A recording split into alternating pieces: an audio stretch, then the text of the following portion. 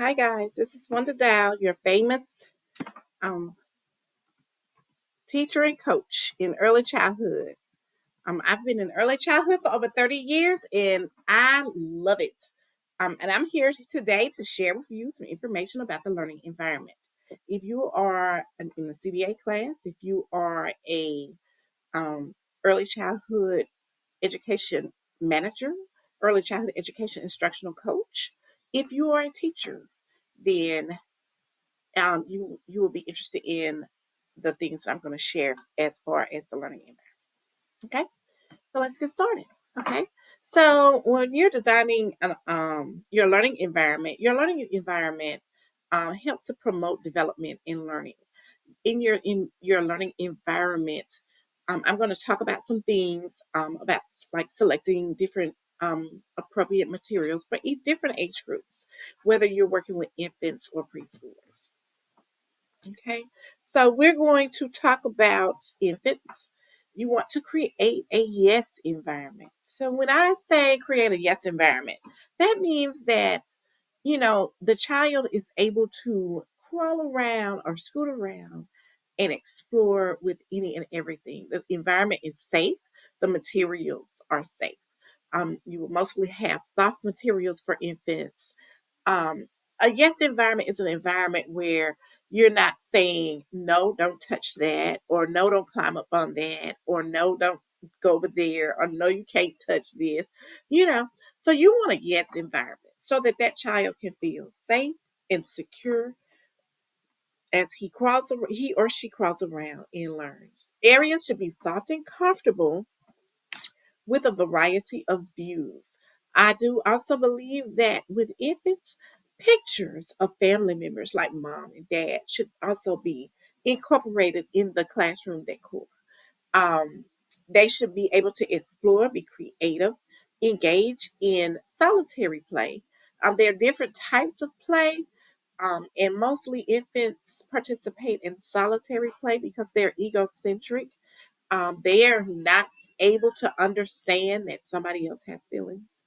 Developmentally, they're not able to, so they mostly play along beside themselves. They might be beside a friend or something, but they're doing solitary play. And we'll talk more about play in another session.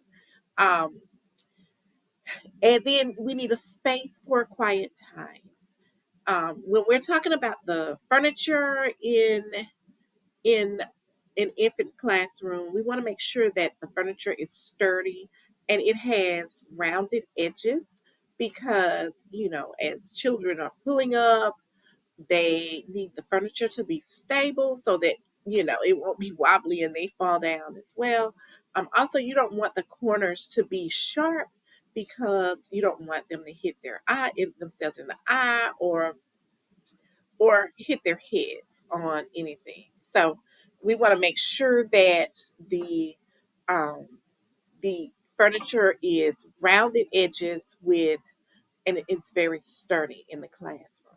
Okay, so when we are talking about our toddlers, the you can start to introduce activity areas, different areas of the classroom. So you might have an art area, a manipulative area. You might have a music area, a library. That's very good to have. They love to go in the library and make sure you have puppets along with books over in that area, as well as a flannel board so they can do flannel board stories by themselves. You want the manipulatives and block area, and I think I said it, but if I hadn't, the science area, a place where a discovery area where children can go and explore natural items. Say, for instance, if they're growing seeds and measuring, how the flower is growing, how tall the flower is. That's a very creative activity and it's very engaging for children. Um, with the toddlers as well, you're going to have a large group area. They're able to do more parallel play and peer play the older they get. So you will have a large group area where young toddlers can come, not many at a time, but maybe 5 to 8 can come over and listen to a story. or do a music activity, dance activity, or just listen to the teacher talk about, what's next, whatever focus topic or whatever study the classroom is on for that day. Okay. So for preschoolers, as well, they will have areas of interest that encourage and motivate them to explore.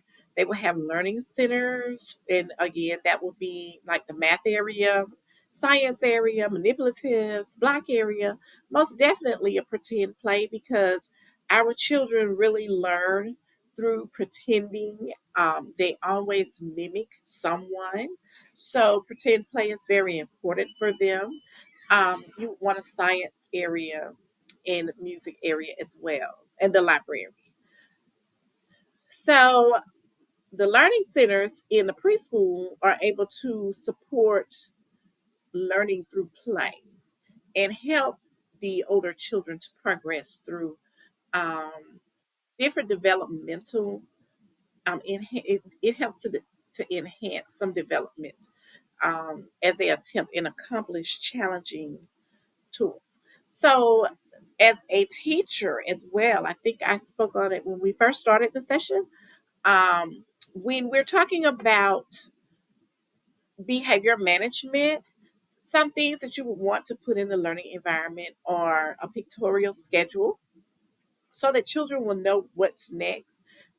Children need routine, they need structure, and it's important that they know what's next.